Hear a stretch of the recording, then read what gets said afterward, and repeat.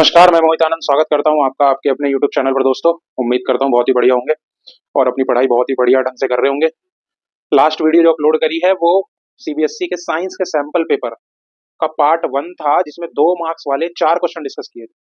देखो, वीडियो ज्यादा लंबी ना हो क्योंकि बोरिंग हो जाती है, मैं जानता हूँ। और स्क्रीन टाइम एक बार में 1-1 घंटा 2-2 घंटे का कोई मतलब नहीं बनता, इसलिए 15-15 20-20 मिनट की वीडियोस 3 बार देख लो रेदर देन कि आप 1 घंटे की एक वीडियो देखो। तो आज की इस वीडियो में मैं उसी सैंपल पेपर के 2 मार्क्स वाले बचे हुए 3 क्वेश्चन और डिस्कस करूंगा। वैसे तो 2 क्वेश्चन है, क्वेश्चन नंबर 25 और 26, पर क्योंकि 25 के 2 पार्ट हैं और मैंने बोला है कि मैं और वाले पार्ट भी डिस्कस करूंगा, इसलिए 3 क्वेश्चन मान के चलो। पिछले वाले वीडियो का लिंक डिस्क्रिप्शन में मिलेगा, तो उसको जाके जरूर देखो। मेरी सलाह यह है कि पहले आप खुद से सैंपल पेपर अटेम्प्ट करो, जितना होता है, जितना लिख पाते हो लिख के देखना है। ऐसा नहीं है कि क्वेश्चन पढ़ा, अच्छा ठीक है ऐसे हो जाएगा, नहीं, ऐसे नहीं होगा। पेन और पेपर लेके बैठो, टाइमर लगाओ, सैंपल पेपर प्रिंट फॉर्म में लेके बैठो। मोबाइल भी नहीं, अगर मोबाइल में यूज कर रहे हो तो पीडीएफ तो नेट ऑफ फ्लाइट मोड पर डालो, कोई नोटिफिकेशन कुछ डिस्टर्बेंस नहीं होनी चाहिए उस दौरान। अटेम्प्ट करो जितना होता है, उसके बाद वीडियो आओ मेरे चैनल की, देखो, अपने आंसर से मैच करो और फिर उस हिसाब से अपने आप को मार्क्स दो। और फिर अगर कोई क्वेरी रह जाए तो कमेंट जरूर करो। तब तक के लिए चैनल पर नए हो तो सब्सक्राइब कर लो ताकि वीडियो का नोटिफिकेशन मिलता रहे। लाइक करके शेयर करो। भाई, पहला जो क्वेश्चन है आज का हमारा, यानी कि उस पेपर का क्वेश्चन नंबर 25 इलेक्ट्रिसिटी चैप्टर का क्वेश्चन है। इलेक्ट्रिसिटी चैप्टर की वीडियोस भी मेरे चैनल पर पड़ी हुई है, जाके जरूर देखें। कहता है कि ड्रायर जिसमें 2 हीटर हैं एक्स और वाई, इनको एक इलेक्ट्रिक सर्किट के थ्रू पैरेलल में कनेक्ट किया गया। ठीक है, जब दोनों हीटर के स्विच क्लोज हैं तो जो करंट फ्लो कर रहा है एक्स में वो 3.5 एम्पियर है। मतलब उसने हमें ये नहीं बताया कि वाई में कितना करंट फ्लो कर रहा है, पहली चीज। दूसरा, ना तो मुझे एक्स का रेजिस्टेंस पता है ना वाई का। क्वेश्चन उसने पूछा कि सर्किट को एनालाइज करो और आंसर दो कि एक्स का पावर कितना है। यानी कि अगर मैं क्वेश्चन नंबर 25 की बात करूं तो उसने पहले क्वेश्चन में पावर ऑफ एक्स पूछा है। दूसरे क्वेश्चन में वो कहता है अगर एक्स का रेजिस्टेंस डबल है, यानी resistance of X is double of resistance of Y, तो आप बताओ कि करंट कितनी मिलेगी उस हीटर वाई को। क्वेश्चन शुरू करने से पहले मैं आपको 3 बेसिक बात बताऊंगा पैरेलल सर्किट की। अगर आपको 3 बेसिक बातें पता है, और बिल्कुल पता होनी चाहिए, आप मेरे चैनल से पढ़ के जा रहे हो तो एग्जाम में वो चीज रिफ्लेक्ट होगी कि कहीं से तो पढ़ के आया बंदा। तो वो 3 बातें अगर आपको ध्यान है तो आप पैरेलल सीरीज में कभी भी गड़बड़ नहीं करोगे। देखो, पैरेलल सर्किट की 3 बेसिक बातें क्या है। पैरेलल सर्किट, पहली चीज ये कि पैरेलल सर्किट में जो वोल्टेज होती है, जिसको हम पोटेंशियल डिफरेंस कहते हैं, ये हमेशा सेम रहेगी, यानी कभी भी बटेगी नहीं। दूसरा, जो करंट है, इलेक्ट्रिक करंट, विद्युत धारा, वो पैरेलल सर्किट में डिवाइड हो जाती है। कोई पूछ ले क्यों हो जाती है, क्योंकि करंट के फ्लो करने के कई रास्ते हैं, तो सबको करंट मिलनी चाहिए, इसलिए डिवाइड हो जाती है। और तीसरा, टोटल रेजिस्टेंस जो होता है पैरेलल सर्किट में, वो हमेशा कम होगा इंडिविजुअल रेजिस्टेंस से। मतलब अगर किसी एक रेजिस्टेंस की वैल्यू से उस पैरेलल सर्किट की टोटल रेजिस्टेंस की वैल्यू को कंपेयर करूं तो वो हमेशा कम होगा। यही रीजन है कि करंट की सप्लाई बढ़ जाती है। क्यों, डिस्कस करूंगा आगे, टेंशन ना लो, सब पता लगेगा। अब आता हूं क्वेश्चन पे। भाई, पैरेलल सर्किट है, पोटेंशियल डिफरेंस सेम रहेगा, तो आप मानते हो कि एक्स को भी 230 वोल्ट और वाई को भी 230 वोल्ट मिलेगा। बोलो, मिलेगा कि नहीं मिलेगा। इसका मतलब है कि potential difference of x 230 volt. भाई, करंट कितना एक्स को मिल रहा, 3.5 एम्पियर। तो पावर का एक फॉर्मूला है, that is called V multiply I, potential difference into current power देता है। मेरा आपसे एक सवाल है कि पावर के 2 और फॉर्मूले हैं, कमेंट करके बताइए कि पावर के वो 2 और फॉर्मूले क्या है। तो P बराबर V इंटू आई। V कितना, 230, करंट कितना, 3.5 एम्पियर, पॉइंट हटाया ये 0 गया, 23 की गुणा 35 में करूंगा तो 35 दिया 105, और 35 दूनी 70 और 10 80। तो पावर जो है वो एक्स वाले हीटर की वो है 805 वॉट। पावर की ऐसा यूनिट क्या है, वॉट। पहला सवाल तो हो गया। दूसरे सवाल में मेरा जो कॉन्सेप्ट है वो ये कि करंट जो है वो रेजिस्टेंस के इनवर्सली प्रोपोर्शनल होता है। इसका मतलब है अगर रेजिस्टेंस बढ़ रहा है तो करंट घटेगा। मुझे निकालना किसका करंट है? वाई का। तो मैं ये देखूंगा कि वाई का रेजिस्टेंस कितना है। भाई वाई का रेजिस्टेंस, आप बोलते हो कि एक्स के रेजिस्टेंस के आधा है, हाँ या ना, सिर्फ इतना बोलना है। अब अगर करंट के इनवर्सली प्रोपोर्शनल रेजिस्टेंस है और वाई का रेजिस्टेंस एक्स का आधा है, तो मानते हो कि current in Y will be 2 times that of current in X. जितनों को क्लिक कर गया वो लाइक कर दो वीडियो को, कि भैया जब रेजिस्टेंस आधा है तो करंट 2 गुना होगा, क्योंकि रेजिस्टेंस और करंट एक दूसरे के इनवर्सली प्रोपोर्शनल हैं। इसीलिए मैंने यहां पर कहा था कि टोटल रेजिस्टेंस कम होता है पैरेलल में तो करंट की सप्लाई बढ़ जाती है, क्योंकि ये वाला रीजन है उसके लिए। अब वाई में करंट 2 गुना है, तो वाई में करंट एक्चुअली में किसका 2 गुना है? एक्स का। एक्स में कितना है? 3.5 एम्पियर। तो वाई में कितना करंट जाएगा? 7 एम्पियर करंट जाएगा हमारे सर्किट वाई में। तो बहुत ही बढ़िया तरीके से इस क्वेश्चन का पहला पार्ट और इस क्वेश्चन का दूसरा पार्ट आया, जिसमें दो कॉन्सेप्ट, एक तो बताया पैरेलल सर्किट का, दूसरा कॉन्सेप्ट बताया है मैंने आपको करंट और रेजिस्टेंस में रिलेशन।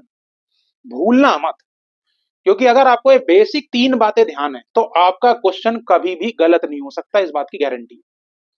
और यही चीज मैं आगे के अगले क्वेश्चन में प्रूफ करने वाला हूं, ठीक है।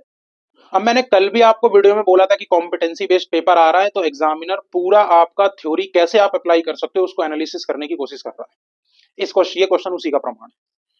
देखो क्वेश्चन में एक सर्किट आपके सामने बना के दे दिया गया, जिसमें आपको साफ दिख रहा है कि एक्स और वाई दो रेजिस्टेंस है जो सीरीज में कनेक्टेड है। इसको करंट मिल रहा है आई, यहां पर लिखा हुआ था, मिट गया। करंट कितना मिल रहा है? आई।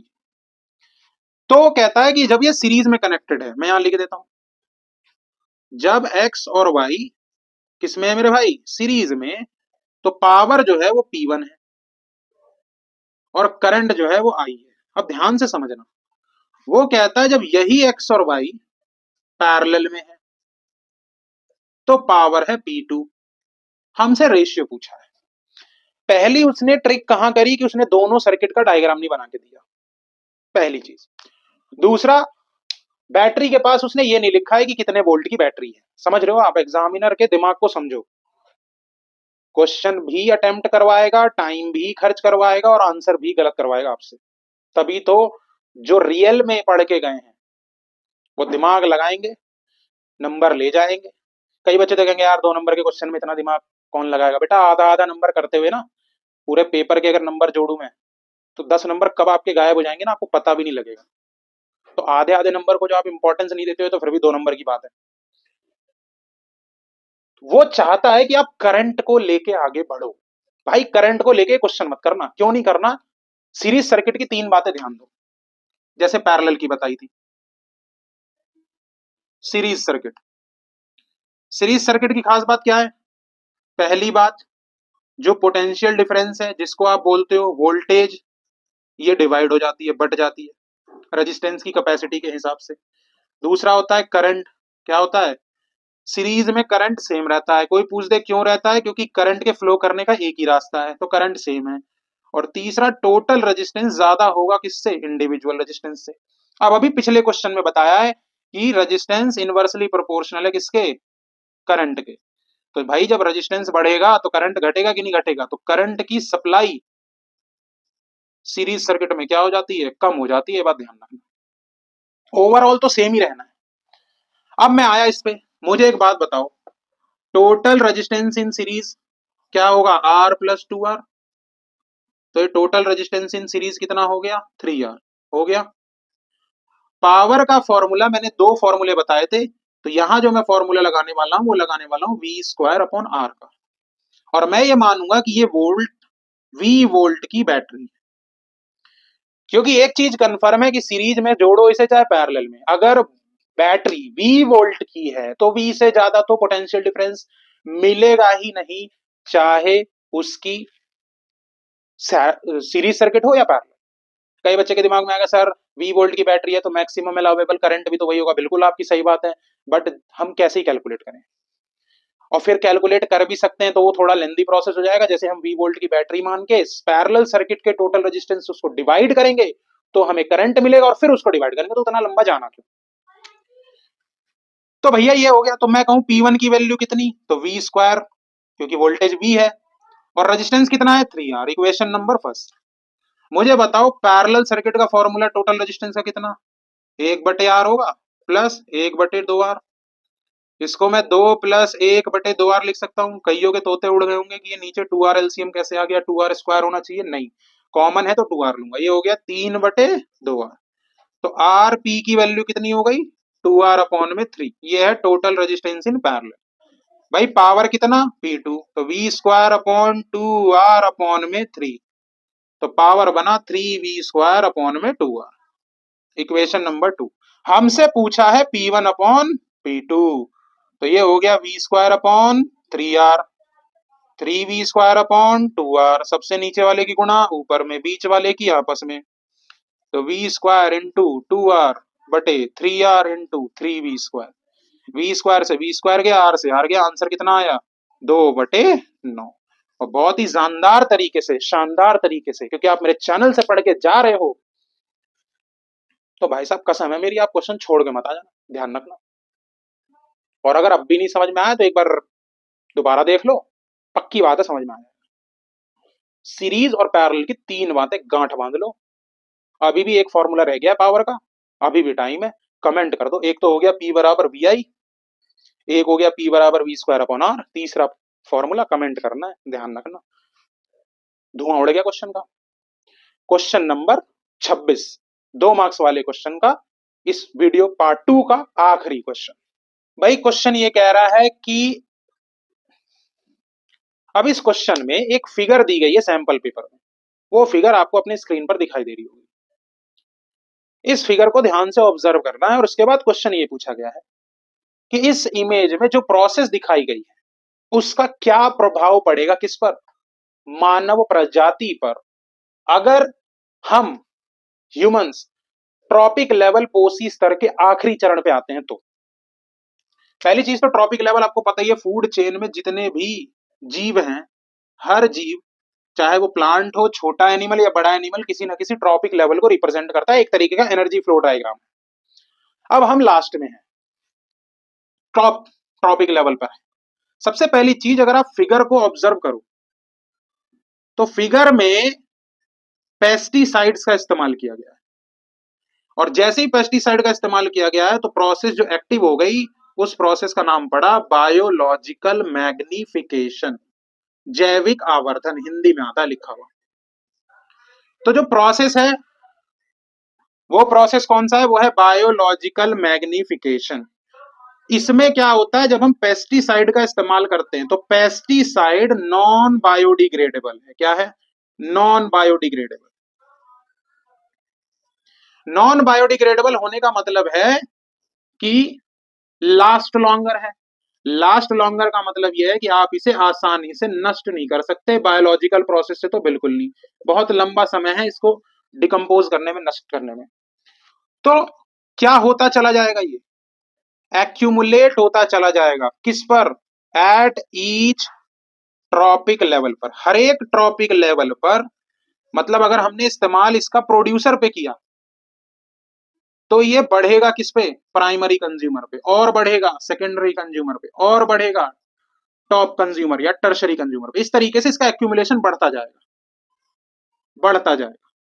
और जो टॉप लेयर होगी उस ट्रॉपिक लेवल की, accumulate at each trophic level, और हाईएस्ट कंसेंट्रेशन कहां मिलेगा, हाईएस्ट कंसेंट्रेशन ऑफ पेस्टिसाइड्स या कह लो उस टॉक्सिक सब्सटेंस का लेवल मिलेगा किस पर, जो टॉप का ट्रॉपिक, या आप कह लो जो लास्ट का ट्रॉपिक लेवल होगा उस पर। तो इंपैक्ट हमारे ऊपर तो यही पड़ रहा है कि हमारे अंदर प्रोसेस जो बायोलॉजिकल मैग्निफिकेशन है उसकी वजह से इस पेस्टिसाइड का या जिस भी फर्टिलाइजर का इस्तेमाल किया गया है उसका कंसंट्रेशन बहुत ज्यादा हाई हो चुका है। बचने का उपाय यही है कि पेस्टिसाइड्स, इंसेक्टिसाइड्स, वीडीसाइड्स, फर्टिलाइजर का इस्तेमाल कम से कम किया जाए, तभी आप इस प्रोसेस से बच सकते हैं। क्योंकि हमारी खुद की बॉडी भी यूरिक एसिड बनाती है, ध्यान रखिएगा। तो खुद की तो बना ही रही है, और वहां भी बना दिया जो आपने इस्तेमाल किया, एक्यूमुलेट होता होता इतना हो जाएगा कि हम में बढ़ जाएगा। जैसे एक मामूली सा अगर मैं उदाहरण लूं तो मान लीजिए ग्रास है, घास को खाया गाय ने और गाय से आपने पिया दूध, तो अगर आपने इस पे इस्तेमाल किया तो काव पर इसका लेवल बढ़ेगा, फिर आपने उससे क्या कंज्यूम किया, मिल्क, तो आप थर्ड ट्रॉपिक लेवल में आ गए, तो आप में कंसंट्रेशन क्या मिलेगा, हाई एज कंपेयर टू काव, काव में मिलेगा high as compare to grass. This process is known as biological magnification, जैविक आवर्धन। उम्मीद करता हूं 3 क्वेश्चन की ये वीडियो आपको बहुत ही पसंद आई होगी। चैनल पर पहली बार हैं तो सब्सक्राइब करें, पिछली वीडियोस देखें, पिछली वीडियो की लिंक डिस्क्रिप्शन में है उसको भी देखें। मिलता हूं नेक्स्ट वीडियो में, तब तक अपना ध्यान रखें, बाय बाय, टेक केयर, जय हिंद।